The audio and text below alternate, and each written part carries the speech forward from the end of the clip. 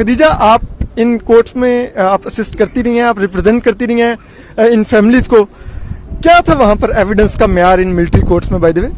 دیکھیں یہ آج بڑا اچھا سوال ایک سپریم کورٹ کی بینچ نے اٹھایا ہے کہ جن 20 لوگوں کو سزائیں دی گئی ہیں 1 سال کی سزا دی گئی ہے, اس کا مطلب ہے کہ 20 کے 20 سزا یافتہ ہو کے باہر نکلے. اس کا مطلب یہ بھی ہے کہ کوئی بھی بری نہیں ہوا, اور اس کا مطلب یہ بھی ہے کہ جو باقی ہیں ان کو 1 سال سے زیادہ کی سزائیں ہوئیں گی, جو باقی لوگ ابھی 85 اندر ہیں.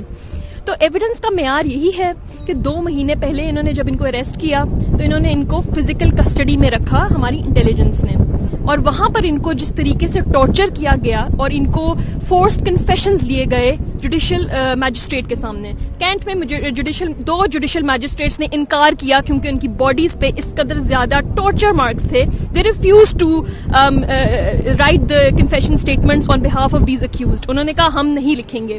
پھر 2 جو جوڈیشل میجسٹریٹس ہیں انہوں نے اوبیسلی پریشر کے اندر آ کے انہوں نے ان کے ریکارڈ کر لیے. تو ان ساروں کے 100 جو میں لاہور والوں کی بات کروں گی 28 لوگوں کے 28 نے سچ بیان کرنا چاہا, اور انہوں نے اسٹیریوٹیپیکل ایک ہی قسم کا بیان نے جس کو آئیڈینٹیکل اسٹیٹمنٹس اعترافی بیان کے جی ہم وہاں گئے تھے, ہم نے توڑ پھوڑ کی اور ہم اس مجمع میں شامل تھے. یہ جو ہے ٹوٹل بیانات ہیں ان کے, اور یہی ٹوٹل ایویڈنس ہے جس کے اوپر یہ ان کو کنوکٹ کریں. اچھا, جو ان کو ٹارچر کر کے جو ان سے کنفیشن لیا گیا ہے وہ ایویڈنس ہے, that is the sole evidence. اس کے علاوہ جو ہم دیکھتے ہیں جو ہم نے دیکھا, ایک تو سب سے بڑی جو آرٹیکل 10A کی وائلیشن یہ ہے کہ ہمیں فائلز نہیں دی جاتی. ہمارا جو CRPC ہے کوڈ آف کرمنل پروسیجر بڑا کلیئرلی کہتے ہیں کہ 7 دن پہلے آپ نے سارے ڈاکیومنٹس جو خلاف ہیں ملزم کے وہ آپ نے پرووائڈ کرنے ہیں.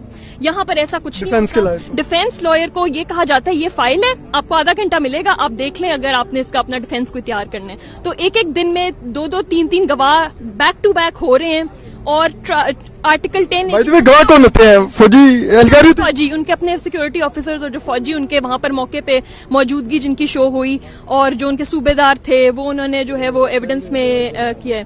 مطلب فوج ہی مقدمہ چلا رہی ہے, فوجی ہی گواہ ہے, اور ٹارچر سے لی ہوئی کنفیشنل اسٹیٹمنٹس ہیں جن کے اوپر سزائیں دی جا رہی ہیں. یہ ایک ٹوٹل ہو رہا ہے ان ٹرائل کے اندر. اور جو FIR یوز ہو رہی ہے وہ FIR 96/23 ہے لاہور میں کور کمانڈر والی FIR. وہ FIR کے اندر کون سا چارج آفیشل سیکرٹ ایکٹ لگا ہوا ہے, اس FIR کے اندر کون سا ملٹری ایکٹ لگا ہوا ہے جو آپ نے لاگو ان پہ کر دیا. تو یہ کہتے ہیں کہ جی بڑے پہلے بھی ہوتے رہے ہیں, 2014 سے لے کے 2019 تک ان کو آئینی تحفظ حاصل تھا. اس وقت انہوں نے کوئی امینڈمنٹ نہیں کی کانسٹیٹیوشنل, اس وقت یہ سارے غیر آئینی ہو رہے ہیں. انہوں نے کیا کیا, 18 اگست 2023 کو ایک امینڈمنٹ لے کر آئے اور ریٹروسپیکٹولی سب کو سزائیں دے رہے ہیں. مطلب جو پہلے جرم نہیں تھا 9 مئی کو اس کو جرم بنایا گیا 18 اگست کو, اور اب ان پہ سزائیں دے رہے ہیں ریٹروسپیکٹولی, جو قانون میں ہو ہی نہیں سکتا.